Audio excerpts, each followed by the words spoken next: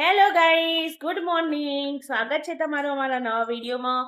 તો ગાઈસ, આજે થયો છે સોમવાર અને અમે ઉઠી ગયા છીએ.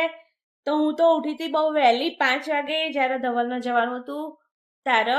તો આજ તો દોડમ ભાગ થઈ જતું, કારણ કે ધવલને જવાનું હતું 5:20 અને અમે ઉઠ્યા હતા 4:45. તો ફટાફટ બધો નાસ્તો બનાવ્યો, ઉપમા બનાવી દીધો હતો અને એમને આપી દીધો હતો. તો એ જતા રહેતા 5:20. પછી હું તો ઊંઘી ગઈ હતી, કારણ કે આ બધો ઊંઘી જતો. એટલે બધાને કહી દે good morning Rundha. Good morning. Good morning Rohi. Good morning. Pravya good morning. Good morning. Good.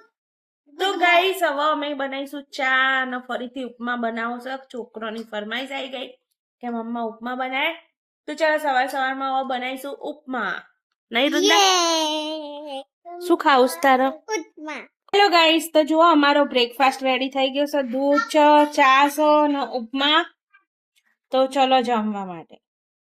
તો ગાઈસ, ચલો બેસી ગયા છીએ જમવા માટે. તો ચલો આવી જાઓ. ઉપમા તો બહુ મસ્ત બન્યો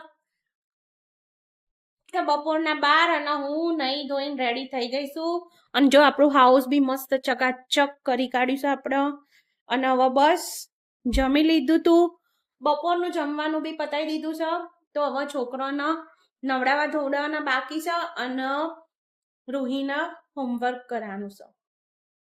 ગાઈસ, જો ટેન્ટ આપણે આવી ગયા છે ઉપર અને આ લોકો શું કરે છે? તો દીદી અહીંયા લખવા બેસી છે. અને તું ઊંઘ્યો નહીં ને? દીદી માર્યું? ઓકે, આપણે દીદીને હવે છે ને પનિશમેન્ટ આપીશું. ઓકે.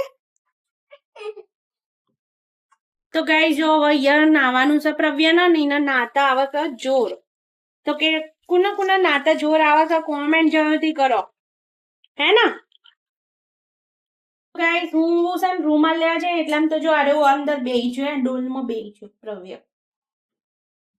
ગાઈસ, વાગી ગયા છે 3. 3માં 5 મિનિટની વાર છે. અને જો મારો હવે છે ને એકલા વાસણ ગોઠવવાના છે. તો આપણે ગોઠવી દઈએ વાસણ. અને પછી હજી તો ડીશ વોશરે ખાલી કરવાનું છે. તો જો ડીશ વોશિંગમાંથી વાસણ ગોઠવીને બધા વાસણ ગોઠવીને પછી બનાવીશું જમવાનું. તો ગાઈસ, મેં રૂહીને આપી દીધું છે એક પેરેગ્રાફ લખવા માટે. અને અત્યારે વેકેશનમાં જો થોડું કરતા રહેશે ને તો એ ભૂલી નહીં જાય. અને સૌથી મોટી ટ્રીકી વસ્તુ અહીંયા આગળ કેનેડામાં હોય ને તો એ શું છે ખબર છે? છોકરાને ભણાવવું. બસ આ જ વસ્તુ એક મેઇન છે. કારણ કે આખો દિવસ ઘરમાં રહે પણ એમને એવું નહીં થતું કે લાવો આપણે ભણવા બેસીએ. તમારે આવું કોઈ ના થાય છે? થતું હોય તો કોમેન્ટ કરજો. તો ગાઈસ, અત્યારે તો હું વેકેશનમાં ઘેર છું.